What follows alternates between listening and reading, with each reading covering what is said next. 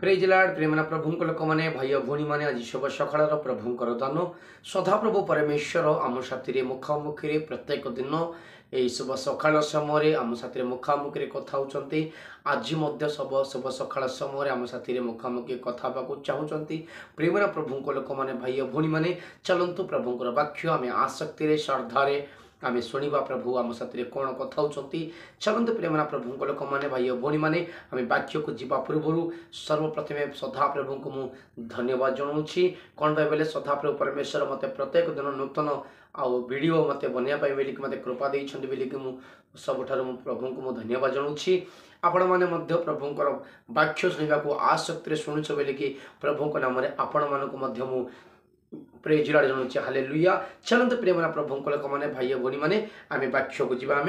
आज प्रसंग यहीपरि मुझे लिखी प्रेमना प्रभु लोक मैंने केउ मानकु संकटरू सदाप्रभु परमेश्वर उद्धार करिवे केउ मानकु संकटरू सदाप्रभु परमेश्वर उद्धार करिवे। चलतु प्रेमना प्रभु लोक मैंने से वाक्य को आम जीवा वाक्य आसक्ति शुणु बाइबल आनी प्रत्येक लोक मैंने बाइबल खोलतु प्रेमना प्रभु लोक मैंने पुस्तक आनी प्रत्येक लोक मैंने पुस्तक प्रभुंर वाक्य लिखंतु सदाप्रभु परमेश्वर तुमको अन्य व्यक्ति कहवाई बोलिकी परमेश्वर तुमको साहाय्य करेंगे हालेलुया। चलतु प्रेमना प्रभु लोक मैंने भाई भौणी मैंने एबे आमे जीवा जेरेमिया पुस्तक 31 अध्याय आउ 9 पदरे ये कौन कहते आम शुणा परमेश्वर को वाक्य जेरेमिया पुस्तक 31 अध्याय 9 पद से माने क्रंदन करू करू आम द्वारा आनित हेबे आमे सेमानकु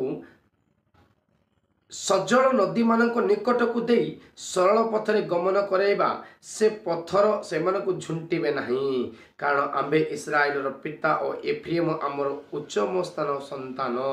प्रियमना प्रभु लोक मैंने भाई भौणी मैंने इरे सदा प्रभु परमेश्वर कहते जगार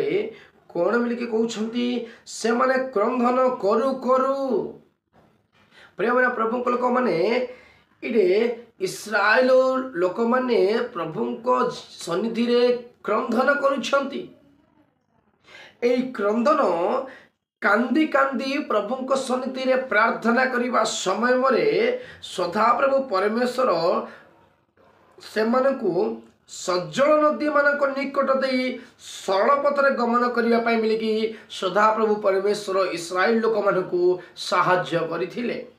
हालेलुया। प्रियमना प्रभु लोक मैंने इस्राएल लोक मानक कौन अभाव पड़ता इस्राएल लोक मैंने कौन भाई प्रभु सन्निधि में प्रार्थना करुले चलतु प्रियमना प्रभु लोक मैंने जिसाया पुस्तक